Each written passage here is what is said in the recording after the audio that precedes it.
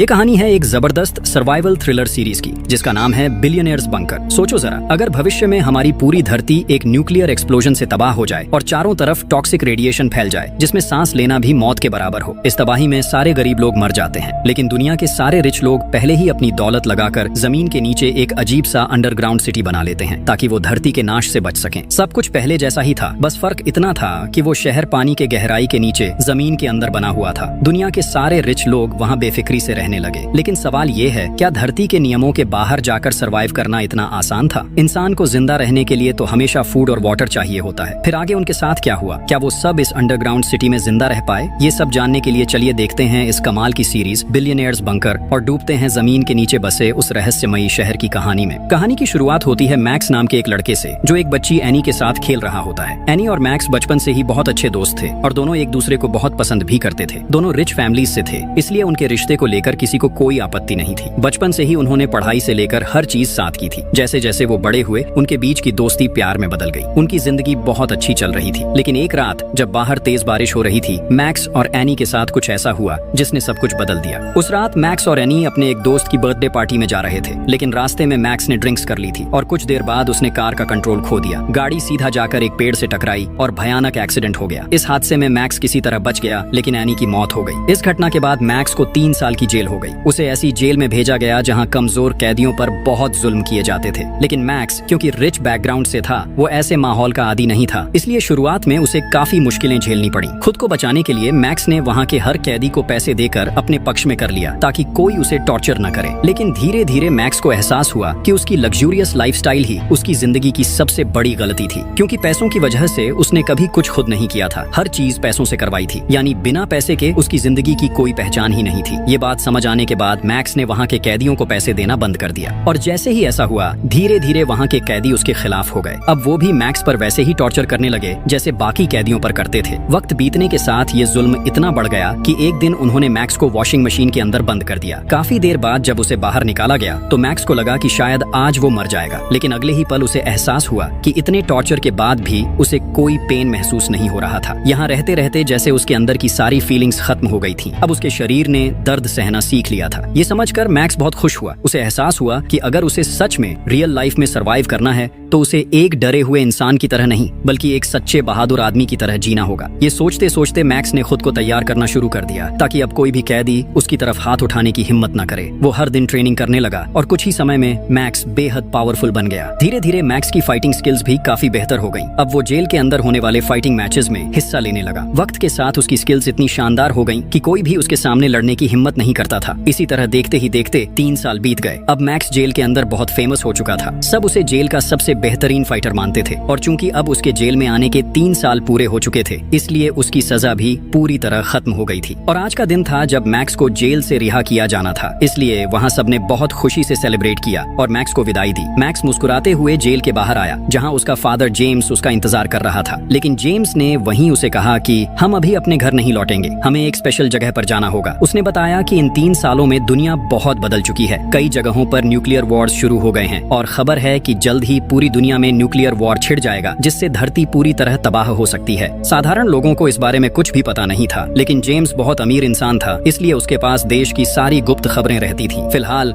सिर्फ रिच लोग ही ये जानते थे कि कुछ ही दिनों में पूरी दुनिया तबाह होने वाली है। इसी वजह से सारे अमीर लोग मिलकर धरती के नीचे एक बड़ा बंकर बना चुके थे जहां वो अपने परिवारों के साथ रहने जा रहे थे। उस बंकर में हर सुविधा मौजूद थी, इसलिए वहां किसी को रहने या खाने की कोई परेशानी नहीं थी। वहां भी वो लग्जूरियस जिंदगी जी सकते थे। वो लोग अब उस बंकर में आराम से रह सकते थे और साथ ही धरती के विनाश से भी बच सकते थे। यहाँ तक कि वो उस बंकर के नीचे से धरती के नाश का पूरा नजारा भी देख सकते थे। जेम्स की ये बातें सुनकर मैक्स यकीन ही नहीं कर पा रहा था कि सिर्फ 3 सालों में दुनिया की हालत इतनी बदल चुकी है। फिर जेम्स ने अपने बेटे मैक्स को लेकर एक सीक्रेट हेलीकॉप्टर से उस गुप्त बंकर की ओर उड़ान भरी जो धरती के नीचे बनाया गया था। कुछ देर बाद जेम्स ने देखा कि वो बंकर सिर्फ जमीन के नीचे ही नहीं, बल्कि एक बहुत बड़ी नदी के बिल्कुल नीचे बना हुआ है। वो बंकर नदी की गहराई में बना हुआ था। उसे इतनी गहरी जगह पर बनाने का एक बड़ा कारण था ताकि जब पूरी दुनिया में न्यूक्लियर वॉर शुरू हो तब उसकी तबाही का असर वहां तक न पहुंच सके। इस तरह वहां रहने वाले लोग पूरी तरह सुरक्षित रहेंगे। जेम्स तब मैक्स को एक मॉडर्न एलिवेटर के जरिए पानी के अंदर बहुत गहराई तक ले जा रहा था। वो जगह इतनी गहरी थी कि वहां पहुंचने में काफी समय लग रहा था। आखिरकार जब वो बंकर के पास पहुंचे तो अंदर जाने से पहले मैक्स और जेम्स के पास मौजूद मोबाइल और बाकी इलेक्ट्रॉनिक डिवाइसेस डिवाइसेस सब ले लिए गए। वो सारे डिवाइसेस वहाँ की एक खास जगह पर जमा कर लिए गए। इसके बाद उन्हें एक स्पेशल यूनिफॉर्म दी गई और उनके हाथों में एक हेल्थ डिवाइस लगा दी गई। मैक्स ने वहाँ ज्यादा वक्त बर्बाद नहीं किया और सीधा अपनी माँ और दादी के पास चला गया, क्योंकि बहुत दिनों से उसने उन्हें नहीं देखा था। मैक्स की माँ उसे देखकर बहुत इमोशनल हो गई। इसके बाद जेम्स ने मैक्स को पूरा बंकर घुमाकर दिखाया। वहाँ उनके जैसे कई और रिच फैमिलीज भी रह रही थी। इन्हीं में से एक परिवार था एनी का फैमिली, जिसे देखकर मैक्स हैरान रह गया।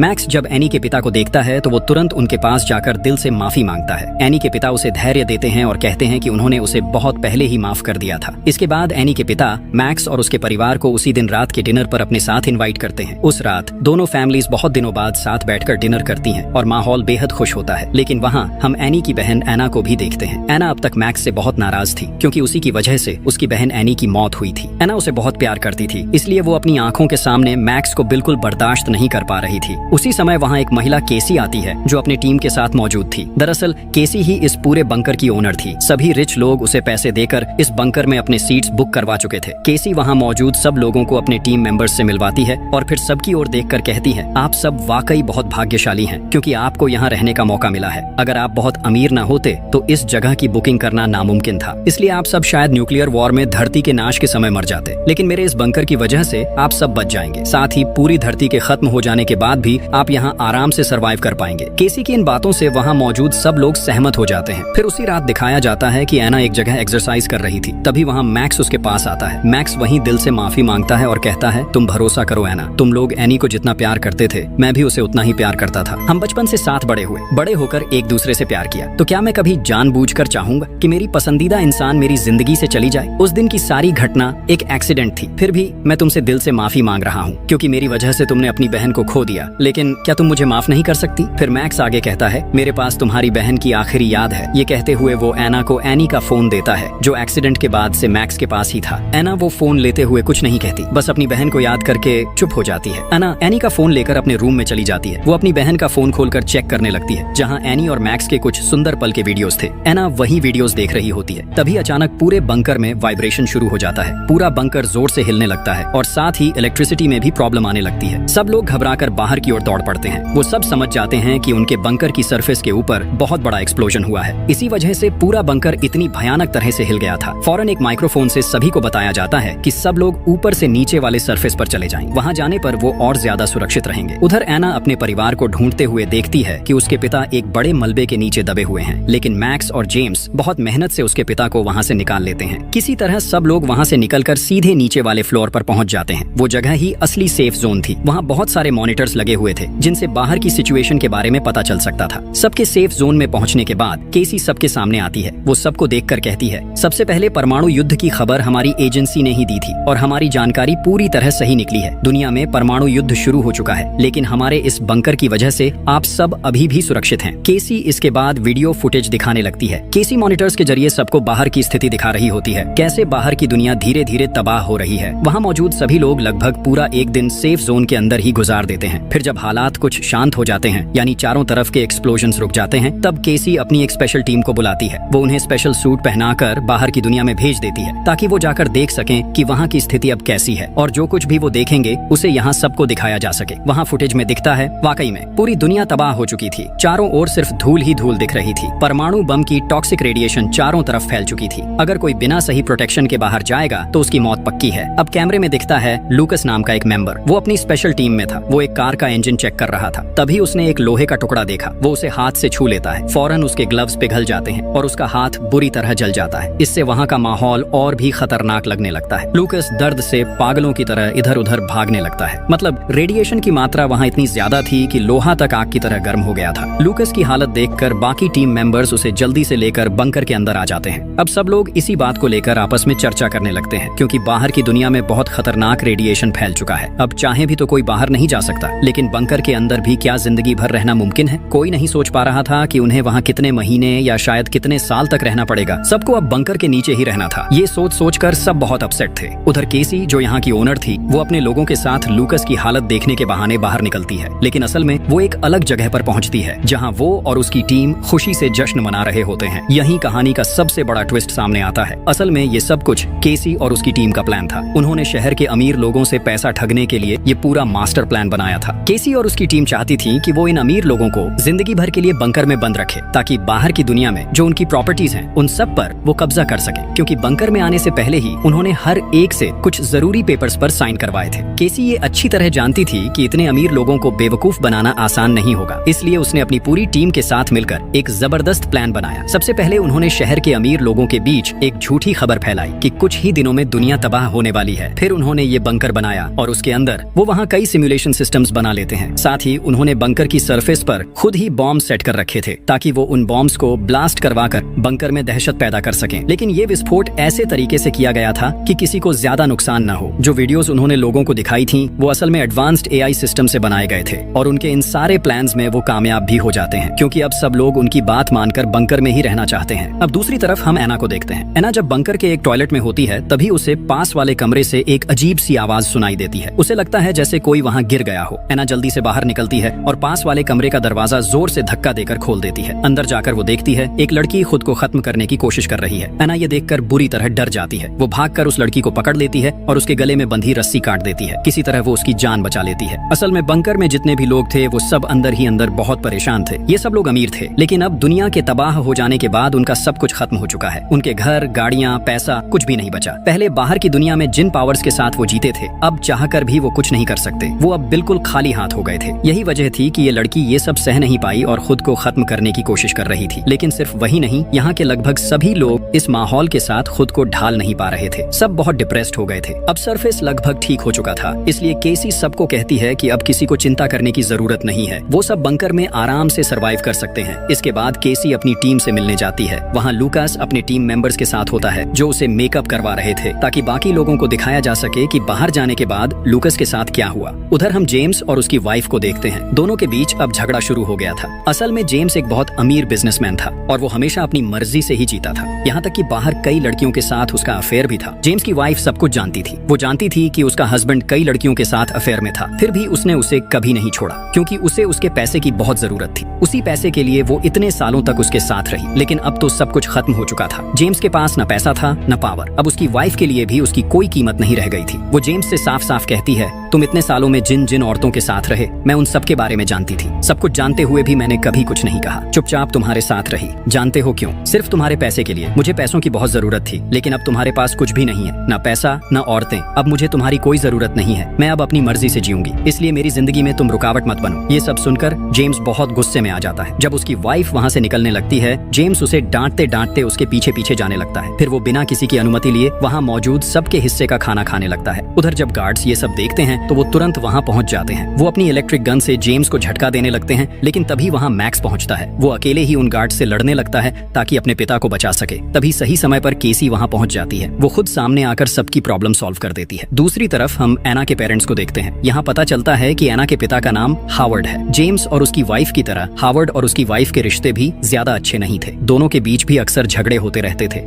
हावर्ड और उसकी वाइफ आपस में झगड़ रहे थे। असल में हावर्ड की वाइफ एक बहुत गरीब परिवार से थी और उम्र में हावर्ड से काफी छोटी थी, लेकिन उसने हावर्ड की दौलत और पावर देखकर उससे शादी कर ली थी। कई साल साथ रहने के बाद भी वो उसे दिल से कभी प्यार नहीं कर पाई। उधर हम मिली नाम की एक लड़की को देखते हैं। उसके पास कुछ गार्ड्स आते हैं। वो मिली से कहते हैं कि उन्हें पता चला है उसका ब्लड ग्रुप AB नेगेटिव है, इसलिए अब उन्हें उसकी बहुत जरूरत है। लूकास बहुत बीमार था। रेडिएशन की वजह से उसका शरीर बुरी तरह जल गया था, इसलिए अब मिली ही उसकी मदद कर सकती थी। असल में केसी के लोग मिली और बाकी सभी को बताते हैं कि रेडिएशन की वजह से लूकास का आधा खून खराब हो चुका है और उसे बचाने के लिए AB नेगेटिव ब्लड की जरूरत है। इसलिए वो मिली समेत 2 और लोगों को लेकर एक जगह पहुंचते हैं। फिर उन्हें लूकास के पास ले जाया जाता है। लूकास को पहले से मेकअप करा के बिल्कुल रेडी किया गया था। यहाँ तक कि उन तीनों को वहाँ लाना भी केसी और उसकी टीम की योजना का हिस्सा था। ये पूरा प्लान इसलिए बनाया गया था ताकि सब लोग अपनी आंखों से लूकास की हालत देख सके और जाकर बाकी लोगों को ये बात बताए, जिससे सब डर जाए और कोई भी बाहर जाने की कोशिश न करे। मिली जब वहाँ लूकास को देखने आती है तो उसे सच में लगता है कि उसकी हालत बहुत खराब है। थोड़ी देर बाद लूकास वहीं मरने का नाटक करता है। सबको बता दिया जाता है कि लूकास मर गया है। लूकास की ऐसी हालत देखकर मिली बहुत इमोशनल हो जाती है। अब धीरे धीरे केसी और उसकी टीम का पूरा प्लान सामने आने लगता है। केसी और उसकी टीम अपने प्लान में काफी हद तक सफल हो चुकी थी। उसकी टीम में जैक नाम का एक लड़का भी था, जो असल में केसी का अपना भाई था। जैक बहुत बीमार रहता था, इसलिए केसी हमेशा उसे अपने पास रखती थी। अब केसी अपनी टीम से कहती है, अब समय आ गया है हमारे प्लान के अगले स्टेप पर जाने का। वो सबको बताने लगती है कि उसने हार्वर्ड के बारे में सारी जानकारी कैसे जुटाई। असल में हार्वर्ड जिस परिवार में पैदा हुआ था वो पहले से ही बहुत अमीर फैमिली थी। बचपन के बाद धीरे धीरे हार्वर्ड ने अपने फैमिली बिजनेस की देखभाल शुरू कर दी थी। हार्वर्ड के पास पैसों की कोई कमी नहीं थी। बहुत कम समय में वो एक सफल बिजनेसमैन बन गया। धीरे धीरे उसने करीब 60 कंपनियों का मालिक बन गया। हर कंपनी से उसे इतना पैसा मिलने लगा कि उसका नाम दुनिया के 10 सबसे अमीर लोगों में शामिल हो गया। केसी अमीर लोगों से बहुत नफरत करती थी। वो बचपन से देखती आई थी कि अमीर लोग गरीबों पर कैसे जुल्म करते हैं। इसीलिए उसने खुद की एक टीम बनाई जिसमें ज्यादातर गरीब घरों के लोग थे, क्योंकि वही लोग उसकी सोच को समझ सकते थे और उसके साथ ईमानदारी से काम कर सकते थे। केसी और उसकी टीम का प्लान साफ था। वो सारे अमीर लोगों को बंकर में बंद रखेंगे और बाहर जो उनकी प्रॉपर्टी और पैसा है वो सब गरीबों में बांट देंगे, ताकि अमीर और गरीब के बीच का फर्क थोड़ा कम हो जाए और गरीब लोगों को अब कभी छोटा महसूस न करना पड़े। केसी को पता था कि अगर वो दुनिया के खत्म होने का प्लान बनाएगी तो अमीर लोग कभी गरीबों के बारे में नहीं सोचेंगे। वो सिर्फ अपने आप को बचाने की कोशिश करेंगे। इसलिए केसी और उसकी टीम ने सबसे पहले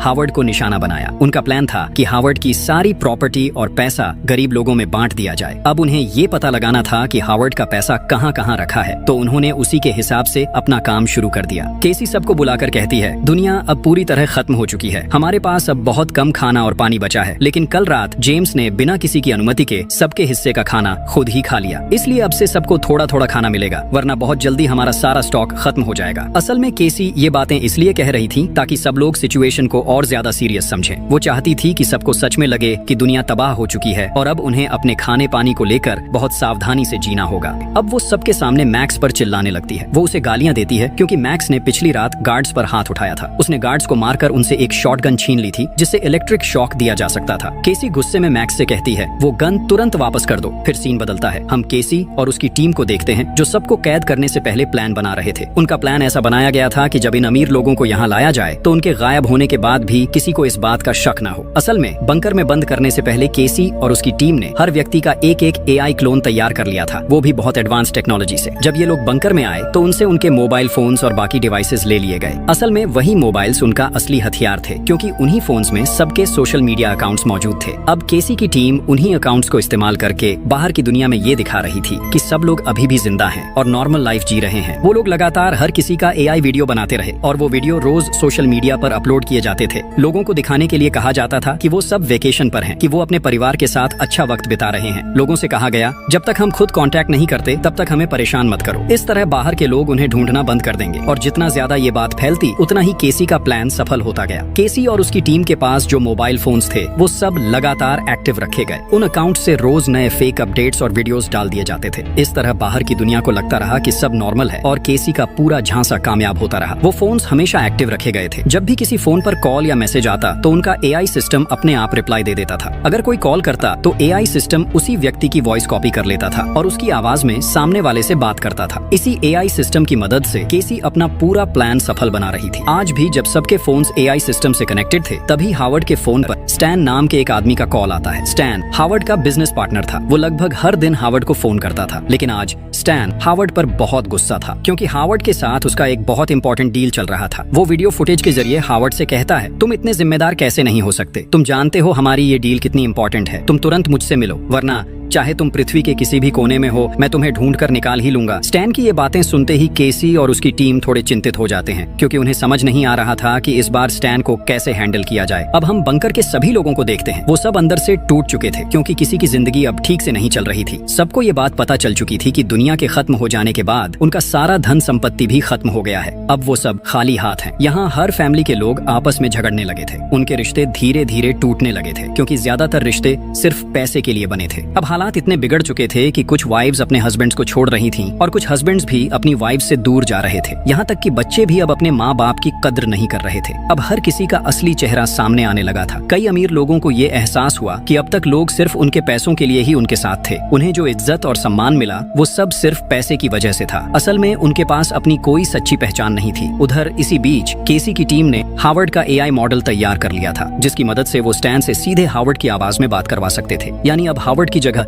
एआई ही बात करेगा। तो वो लोग अपना सिस्टम चालू करते हैं और स्टैन को वीडियो कॉल करते हैं। फिर हार्वर्ड का एआई मॉडल एक्टिवेट कर दिया जाता है। इसके बाद वो एआई मॉडल स्टैन से बात करना शुरू करता है। अब केसी की टीम एआई के जरिए स्टैन से बातचीत करती है और उन्हें पता चलता है कि कुछ महीने पहले स्टैन और हार्वर्ड ने एक पार्टी में बहुत बड़ा प्लान बनाया था। दोनों ने तय किया था कि उनके पास जितना भी ब्लैक मनी है उसे इस्तेमाल करके वो एक बहुत बड़ी कंपनी खोलेंगे लेंगे और उनका वो प्लान पूरी तरह तैयार भी हो चुका था। लेकिन तभी अचानक हावर्ड गायब हो गया। इसी वजह से स्टैन उसे बार बार फोन कर रहा था। केसी ने हावर्ड के एआई मॉडल के जरिए चालाकी से स्टैन से ये भी पता लगा लिया कि जिस ब्लैक मनी की बात वो कर रहे थे वो दरअसल कहाँ रखी है। उन्हें पता चलता है कि वो पैसा हावर्ड के घर के एक सीक्रेट जगह पर छुपा हुआ है जिसे एक पासवर्ड से खोला जा सकता है, लेकिन वो पासवर्ड सिर्फ असली हावर्ड को ही पता है। अब केसी अपनी पूरी टीम के साथ प्लान बनाती है कि किसी भी तरह उन्हें वो पासवर्ड पता लगाना ही होगा। अब उनका प्लान साफ था, वो अपनी बातों में फंसाकर हावर्ड से उसका सीक्रेट पासवर्ड निकलवाएंगे। फिर उसी पासवर्ड का इस्तेमाल करके हावर्ड और स्टैन के सारे ब्लैक मनी पर कब्जा कर लेंगे और उस पैसे को बांटकर गरीब लोगों में दे देंगे। इसके बाद केसी एक जगह अकेली बैठी होती है, थोड़ी उदास। वो अपने बचपन की बातें सोच रही होती है। जब केसी सिर्फ 12 साल की थी, वो अपने भाई जैक के साथ एक स्कूल में पढ़ती थी। उस स्कूल के ज्यादातर बच्चे अमीर घरों के थे, लेकिन जब केसी अपने भाई जैक के साथ वहाँ जाती तो वो अमीर बच्चे हमेशा उन्हें चिढ़ाते थे, उन्हें छोटे लोग कहकर नीचा दिखाते थे। वो दोनों भाई बहन को हमेशा गरीब कहकर अपमानित करते थे। हालांकि केसी और उसका भाई जैक बहुत टैलेंटेड स्टूडेंट्स थे, लेकिन गरीब होने की वजह से उनकी मेहनत और हुनर की कभी कद्र नहीं हुई। ऊपर से उनके पिता की आर्थिक हालत भी बहुत खराब थी। एक दिन केसी की माँ एक छोटा सा खत लिखकर उसे और जैक को छोड़कर चली गई। उनके पिता पहले से ही नशे के आदी थे, इसलिए उस दिन के बाद केसी और जैक के पास कोई नहीं बचा। वो दोनों सिर्फ एक दूसरे का सहारा बनकर बड़े हुए। कम उम्र में ही उन्हें ये समझ आ गया था कि उनका भविष्य कोई और नहीं बनाएगा, उन्हें खुद ही अपने लिए रास्ता बनाना होगा। इसलिए उसी वक्त से दोनों भाई बहन ने कड़ी मेहनत शुरू कर दी। वो अपनी पढ़ाई में और ज्यादा ध्यान देने लगे। धीरे धीरे दोनों ने कई डिग्रीज हासिल कर ली। फिर एक समय आया जब दोनों ने मिलकर काफी रिसर्च की और अपना खुद का एआई आर्टिफिशियल इंटेलिजेंस सिस्टम बना लिया। तब उन्हें लगा कि अब वो अपनी जिंदगी में कुछ बड़ा कर पाएंगे। लेकिन बहुत जल्द उन्हें एहसास हुआ कि इस दुनिया में पैसे और पावर के बिना कुछ भी हासिल नहीं किया जा सकता। उन्होंने भले ही सबसे एडवांस्ड एआई मॉडल बना लिया था, उनके पास पैसे नहीं थे, इसलिए वो अपने एआई को मार्केट में लॉन्च नहीं कर पा रहे थे और न ही लोगों के सामने अपना काम दिखा पा रहे थे। इसलिए उन्होंने कई कंपनियों से फंड मांगा ताकि वो अपने एआई को दुनिया के सामने पेश कर सकें। लेकिन उस वक्त किसी ने उनका साथ नहीं दिया। उल्टा सबने उनके काम को मजाक समझा और उन्हें नीचा दिखाया। कुछ कंपनियां जो फंड देने को तैयार हुई, वो भी बिजनेस का ज्यादातर हिस्सा अपने नाम करना चाहती थी। धीरे धीरे केसी की हालत ऐसी हो गई जैसे उसकी पीठ दीवार से लग गई हो। एक वक्त पर उसे एहसास हुआ कि इस दुनिया में पैसे के बिना मेहनत और हुनर की कोई कीमत नहीं होती। केसी को अब ये समझ आ गया था कि अमीर लोग कभी भी उसके जैसे लोगों को ऊपर नहीं आने देंगे। उधर अमीरों के बच्चे कुछ किए बिना ही सिर्फ अपने पैसों की ताकत से बड़ी बड़ी कंपनियों के मालिक बन रहे थे। समाज में जो अमीर थे वो और ज्यादा अमीर होते जा रहे थे और जो गरीब थे उन्हें और नीचे धकेला जा रहा था। इस नाइंसाफी को केसी अब और सह नहीं पा रही थी, इसलिए उसने ठान लिया कि वो समाज के हर गरीब इंसान की मदद करेगी और इसके लिए वो और उसका भाई जैक अपने बनाए हुए एआई सिस्टम के जरिए इस प्लान को सफल बनाना चाहते थे। और प्लान के मुताबिक उन्होंने बिल्कुल वैसा ही किया। केसी ने अपने प्लान को सफल बनाने के लिए ऐसे ही लोगों को अपनी टीम में शामिल किया जो उसके और उसके भाई की तरह बहुत टैलेंटेड थे, लेकिन पैसे की कमी की वजह से किसी ने उनके टैलेंट की कद्र नहीं की थी। उनमें से ज्यादातर लोग भी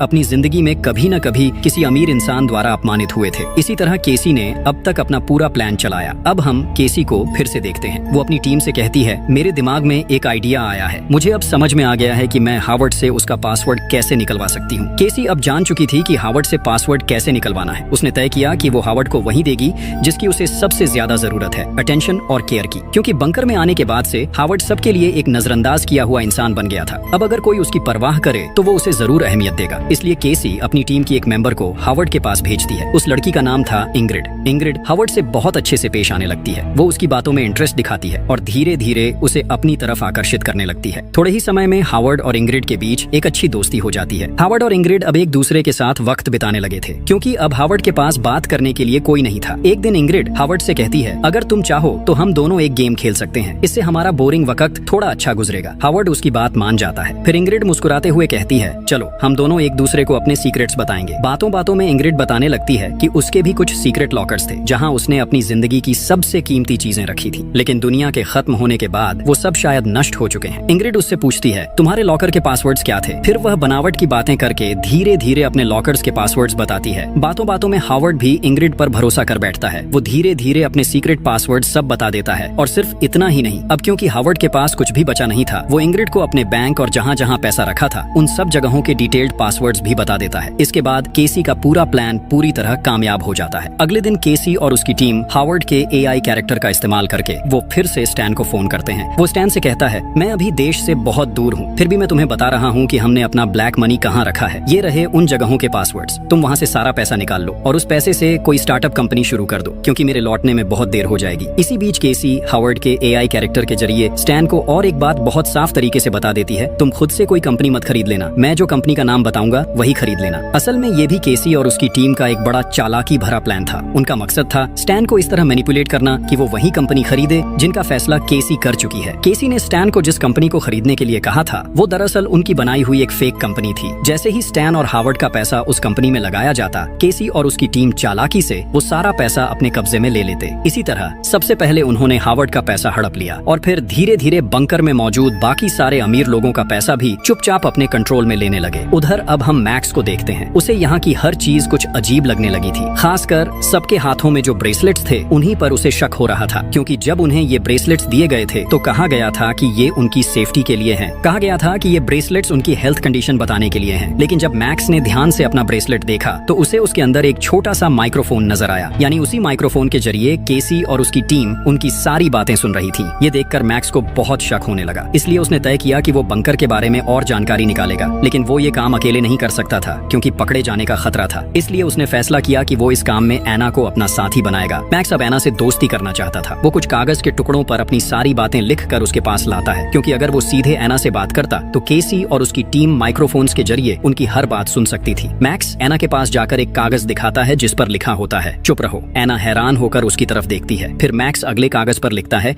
कि यहाँ आने के बाद से उसे कई बातें अजीब लगी हैं। वो ये भी बताता है कि जो ब्रेसलेट उन्हें हेल्थ डिवाइस के नाम पर दिया गया था उसके अंदर असल में एक माइक्रोफोन लगा है। मैक्स एना को बताता है कि उनकी हर बातचीत सुनी जा रही है। फिर वो ये भी कहता है, यहाँ कोई भी ये बात पक्के तौर पर नहीं कह सकता कि सच में दुनिया में परमाणु युद्ध हुआ है या पूरी दुनिया तबाह हो चुकी है। जो कुछ भी हम देख रहे हैं वो सब हमें केसी और उसकी टीम ही दिखा रही है। ऐसा भी तो हो सकता है कि वो हमें धोखा दे रहे हों। मैक्स कहता है कि अगर सच जानना है तो उन्हें बहुत सोच समझकर प्लान बनाना होगा। इसके लिए उसे एना की मदद की जरूरत है। फिर मैक्स एना से कहता है, तुम्हें अब मेरे साथ प्यार का नाटक करना होगा ताकि किसी को हम पर शक न हो। केसी और उसकी टीम को अब लगने लगा कि मैक्स और एना के बीच कुछ चल रहा है। उनकी पूरी टीम दोनों पर नजर रख रही थी, लेकिन वो समझ नहीं पा रहे थे कि ये दोनों आखिर किस बात पर चर्चा कर रहे हैं। उन्हें सिर्फ एक बात पर शक हुआ। कल तक एना मैक्स को देखना भी पसंद नहीं करती थी, क्योंकि उसी की वजह से उसकी प्यारी बहन एनी की मौत हुई थी। और अब अचानक वो दोनों इतने करीब कैसे आ गए। उधर मैक्स एना से कहता है, हमें सबसे पहले इस बंकर के सिस्टम और इलेक्ट्रिसिटी लाइंस को बंद करना होगा। मैक्स ने एक प्लान बनाया ताकि पूरा बंकर अंधेरे में डूब जाए। अंधेरे का फायदा उठाकर वो दोनों बाहर जाकर देख सकें कि सच में दुनिया तबाह हुई है या नहीं। लेकिन बाहर जाना बहुत रिस्की था, इसलिए उनके पास सेफ्टी सूट होना जरूरी था। मैक्स ने अना को काम दिया कि जब सब कुछ अंधेरा हो जाए तो वो 2 सेफ्टी सूट चुरा कर ले आए। तब तक मैक्स बंकर के सिस्टम रूम को ढूंढ लेगा। इसके बाद अपने अगले प्लान के लिए उसने अना को अपने रूम में बुला लिया। मैक्स वहां जाकर बहुत जोर से रोमांटिक म्यूजिक प्ले कर देता है ताकि वो बिना झिझक अपने प्लान के बारे में खुलकर बात कर सकें। मैक्स और अना सोचते हैं कि जल्दी ही वो इंटीमेट हो सकते हैं, इसलिए केसी की टीम उन पर ज्यादा ध्यान नहीं देगी। इसी बीच मैक्स अना को अपने कमरे में दिखाता है कि वहाँ एक सीक्रेट एग्जिट गेट है। यानी अब उन्हें बंकर के अंदर एक डिस्ट्रैक्शन बनानी होगी ताकि सारे गार्ड्स दरवाजों से हट जाएं। उनके पास एक आइडिया था। एना मैक्स से कहती है कि वो कभी केमिस्ट्री की स्टूडेंट थी। उसके पास अब कुछ केमिकल्स हैं जिनसे वो एक छोटी बॉम्ब बना सकती है और उस बॉम्ब से शायद वो डिस्ट्रैक्शन बना पाएगी। दूसरी तरफ केसी हावर्ड के एआई मॉडल ने स्टैन को कुछ कहा। स्टैन उसी बात पर सीधे बैंक जाकर उस कंपनी को देखने चला गया, लेकिन कंपनी देखकर उसे अच्छा महसूस नहीं हुआ। इसलिए उसने हावर्ड को वीडियो कॉल कर बताया कि कंपनी उसे ज्यादा पसंद नहीं आई। स्टैन की बात सुनकर केसी अपने प्लान के मुताबिक उस कंपनी में अपनी टीम मेंबर लूकस को भेजती है। वो लूकस को हावर्ड से भी बड़ा इन्वेस्टर बनाकर पेश करती है। लूकस वही व्यक्ति था जिसने पहले रेडिएशन से झुलसकर मरने का नाटक किया था। अब केसी लूकस से कहती है कि स्टैन के सामने कंपनी की रेट और शेयर्स बढ़ा चढ़ा कर दिखाए, ताकि स्टैन सोचे कि कंपनी की कीमत बहुत ज्यादा है और लालच में आकर उसे खरीदना चाहेगा, क्योंकि बाद में उसे इस कंपनी से बहुत प्रॉफिट मिलने वाला है। अना अपनी प्लान पर काम करने लगती है। दूसरी तरफ मैक्स काफी खोजबीन के बाद बंकर का कंट्रोल रूम ढूंढ लेता है और वहाँ का सिस्टम बंद कर देता है। इससे तुरंत हावर्ड का एआई मॉडल भी बंद हो जाता है और स्टैन के साथ उसकी वीडियो कॉल भी कट जाती है। अब स्टैन समझ नहीं पा रहा था कि उसे उस कंपनी को खरीदना चाहिए या नहीं। कुछ देर बाद मैक्स और आना अपने प्लान के मुताबिक सारे सिस्टम्स फिर से चालू कर देते हैं, क्योंकि उनका प्लान पूरा हो चुका था। सभी सिस्टम्स के दोबारा एक्टिवेट होते ही केसी हावर्ड के एआई मॉडल के जरिए फिर से स्टैन से संपर्क करती है, क्योंकि तब तक स्टैन कंपनी खरीदे बिना वापस लौट रहा था। अब केसी हावर्ड के एआई मॉडल के जरिए स्टैन से कहती है, तुम मुझ पर पूरा भरोसा कर सकते हो, जल्दी से कंपनी खरीद लो, मैं तो तुम्हारे साथ ही हूँ। हावर्ड की बात सुनकर स्टैन आखिरकार कंपनी खरीदने का फैसला कर लेता है। उधर मैक्स और आना ने अपना बॉम्ब सेट कर लिया था। अब वो दोनों उसके फटने का इंतजार कर रहे थे, क्योंकि बॉम्ब फटते ही गार्ड्स का ध्यान भटक जाएगा और तभी उन्हें बाहर निकलने का मौका मिलेगा। वहाँ आना और मैक्स एक दूसरे के बहुत करीब थे। आना को देखकर मैक्स बहुत इमोशनल हो गया। मैक्स को आना में अपनी गर्लफ्रेंड एनी की झलक दिख रही थी। वो आना से कहता है, जानती हो आना, मैं तुम्हारी बहन एनी को अपनी जिंदगी से भी ज्यादा प्यार करता था और आज भी करता हूँ। शायद चाहकर भी मैं उसे कभी नहीं भूल पाऊँ। जब भी मैं तुम्हें देखता हूँ मुझे एनी की की याद आने लगती है। तुम्हारे अंदर मैं उसी को देखता हूँ। तुम पास होती हो तो लगता है जैसे एनी मेरे पास ही है। मैक्स की ये बातें सुनकर एना समझ जाती है कि शायद मैक्स उसे अपने दिल की बात बताना चाहता है। हालांकि एना पहले ही मैक्स को माफ कर चुकी थी, लेकिन फिर भी एना अपने बहन के बॉयफ्रेंड के साथ किसी भी रिलेशनशिप में नहीं जा सकती थी। इसलिए उसने मैक्स को साफ साफ कह दिया कि अगर उसके मन में कुछ और है तो उसे अब भी वहीं खत्म कर दे। उधर केसी और उसकी टीम का ध्यान अब पूरी तरह स्टैन पर था, इसलिए वो मैक्स और आना की तरफ ज्यादा ध्यान नहीं दे रहे थे। अब केसी स्टैन को बैंकॉक में रोकने के लिए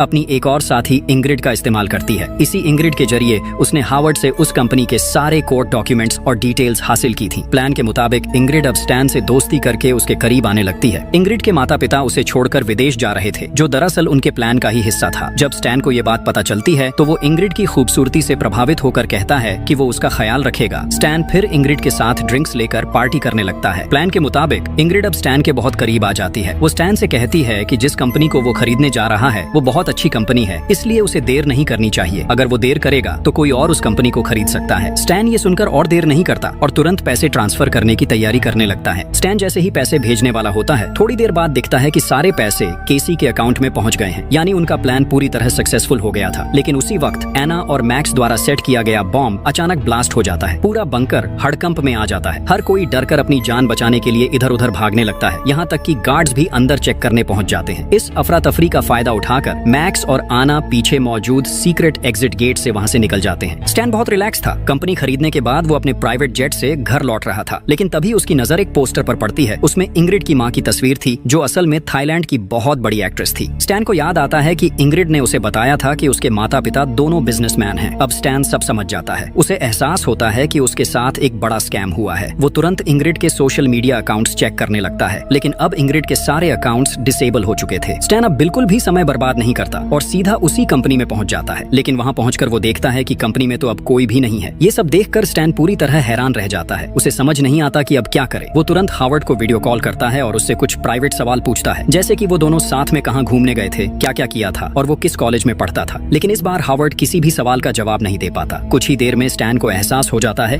कि जिस हार्वर्ड पर वो इतने दिन से भरोसा कर रहा था वो असली हार्वर्ड नहीं है। स्टैन को अब पूरी सच्चाई समझ आ जाती है। जिससे वो इतने दिन बात कर रहा था वो असली हार्वर्ड नहीं बल्कि उसका एक एआई कैरेक्टर था। उसी एआई का इस्तेमाल करके स्कैमर्स ने उसे पूरी तरह बर्बाद कर दिया था। उधर केसी और उसकी टीम का पहला मिशन पूरी तरह सक्सेसफुल हो चुका था। उन्होंने हार्वर्ड और उसके दोस्त दोनों के पैसे हड़प लिए थे। अब उनका अगला लक्ष्य था धीरे धीरे बाकी सभी मेंबर्स को भी ऐसे ही ट्रैप में फंसाना। इसलिए वो लोग अपने अगले प्लान की तैयारी करने लगते हैं। वहीं दूसरी तरफ एना और मैक्स तब तक सेफ्टी सूट पहनकर बंकर के मेन डोर तक पहुंच चुके थे। अब वो दोनों आखिरकार जानने वाले थे कि दुनिया सच में ठीक है या सब कुछ खत्म हो चुका है। अब सब कुछ साफ हो चुका था। केसी और उसकी टीम ने उनके साथ बड़ा स्कैम किया था। अब मैक्स और आना को पूरा यकीन था कि वो लोग केसी के खिलाफ कार्रवाई कर पाएंगे और सब अपने नॉर्मल लाइफ में वापस लौट सकेंगे। ये सोचते हुए मैक्स धीरे धीरे बंकर का दरवाजा खोलता है। जैसे ही दरवाजा खुलता है सूरज की शुद्ध रोशनी उसके चेहरे पर पड़ती है। मैक्स हैरानी से बाहर की तरफ देखता रहता है, क्योंकि बहुत लंबे समय बाद उसने बाहरी दुनिया की रोशनी देखी थी। और इसी थ्रिलिंग एंडिंग के साथ कहानी यहीं खत्म